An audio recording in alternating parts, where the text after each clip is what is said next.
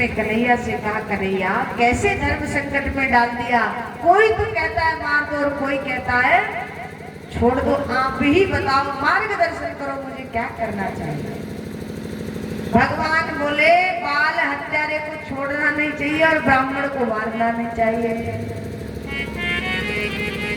ब्राह्मण को मारना पाप है और बाल हत्यारे को छोड़ना पाप है। अब महाराज मारेंगे तब भी पाप लग रहा है और छोड़ेंगे। इतना गाना तो भीम भैया ताली बजा कर हंस गए, वाह वाह क्या बात है। कन्हैया ने आंख निकाली। जब बड़े बड़ों लोगों की बात चलती और छोटे बच्चों को बोलना ना आवे तो बोलना नहीं चाहिए, तुरंत मौन हो गए। अब बताओ क्या करें। बोले बाल हत्यारे को छोड़ना नहीं है, ब्राह्मण को मारना नहीं। तो कहते हैं कि किसी कोई सम्माननीय व्यक्ति हो जिसका समाज में बड़ा सम्मान होता है, बड़ी प्रतिष्ठा है, जो गली से निकल जाता जय जयकार होती है, राजा महाराजाओं की तरह सत्कार होता है, सम्मान होता है उसका।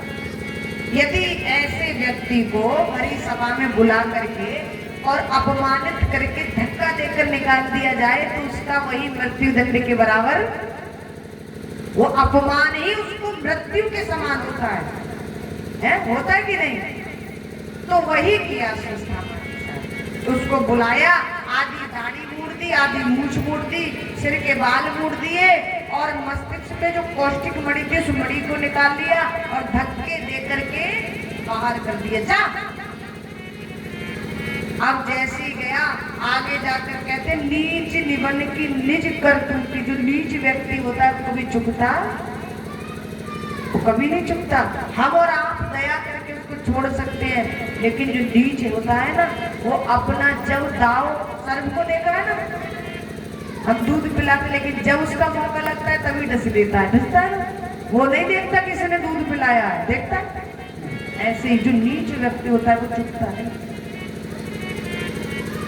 आगे जाकर विचार किया मेरा क्या कर लिया, मैंने तो पांचों के पांचों मार दिए। फिर विचार किया कि जब महाभारत हुआ था तो अभिमन्यु की जो पत्नी है ना उत्तरा, वो उस समय गर्भवती थी। इसका मतलब ये है कि वो बच्चा भी जन्म लेकर बाहर आने वाला।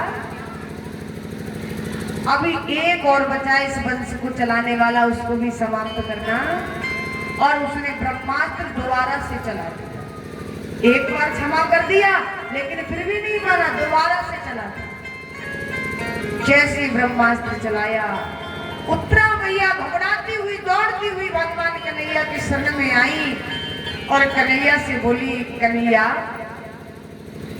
कि पाहि पाहि महायोग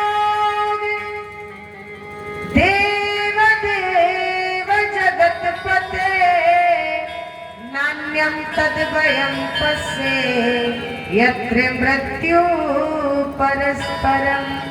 नान्यं तद्भयं पश्ये यत्र मृत्यु परस्परं। पाहि पाहि महायोगे, हे कन्हैया मैं तुम्हारी शरण में आई हूँ। प्रभु मेरे प्राण जाए चले जाए पर मेरे गर्भ में जो बालक है ना, जो बच्चा है, उसकी रक्षा करो। क्योंकि डर था कि एक यही तो वंश में बचा है, इसी से वंश आगे बढ़ सकता है, बाकी 5 तो पहले जा चुके हैं। भगवान ने सूक्ष्म रूप रखा, अंदर प्रवेश कर गए और जाकर सुदर्शन चलाया और ब्रह्मास्त्र को शांत किया। कहते कि जाको राखे साइया मार सके ना कोई, और बाल न बाको कर सके जो जग वैरी। जिस पर मेरे कन्हैया की कृपा होती है ना, जिस पर मेरे कन्हैया का हाथ होता है, जिसको मेरे ठाकुर रखना चाहते हैं ना, उसको कोई समाप्त करने वाला नहीं है इस दुनिया में। कहते जा पर कृपा राम की हुई, ता पर कृपा करे सब। बस उसकी कृपा की जरूरत है हमें, और किसी की कृपा की जरूरत बस उसकी हो जाए कि संसार वाले तो आगे पीछे घूमे। जब अंदर जाकर के उस बच्चे के प्राणों की रक्षा की, ये दृश्य बराबर में कुंती खड़ी हुई देख रही थी। और जैसे ही भगवान बाहर आए, कहा कन्हैया हे प्रभु, हे गोविंद, मुझे क्षमा कर दो।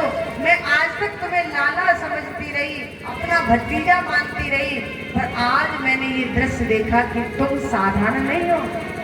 अब तक तो सब साधारण समझते थे, कन्हैया को कोई भगवान नहीं समझता था।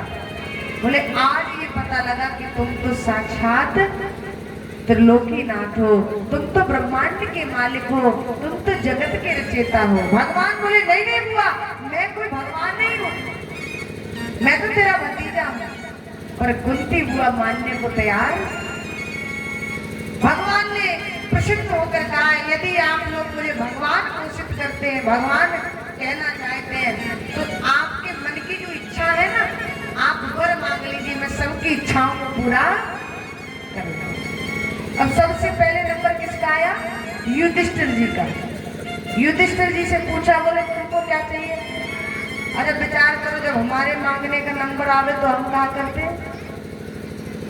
भाई मांगने वालों की लिस्ट में यदि हमें लगा दिया जाए, कह दिया जाए कि उस मंदिर पर भगवान आ रहे हैं, और जो जिस चीज को मांगेगा उसकी पूर्ति, तो हम ना जाने क्या क्या मांग बैठेंगे। लेकिन मांगने का तरीका किसने सिखाया है? पांडवों ने बताया क्या मांगना चाहिए। कहा भैया आप मांगो। बोले मुझे कुछ नहीं चाहिए, जिस प्रकार से इस धर्म के मार्ग पर चल रहा हूँ ना, बस ऐसे ही चलता रहूं और कुछ।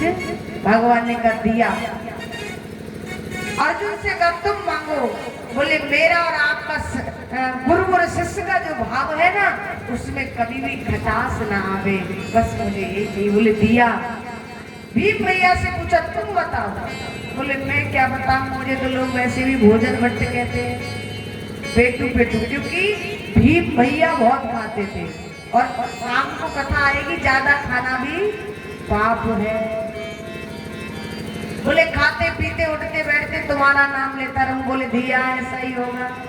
नकुल सहदेव से वो पूछा, बोले आपके दर्शन होते रहे, तीनों भैयाओं का सानिध्य मिलता रहे। बोले दिया। द्रौपदी मैया से पूछा, मैया बोली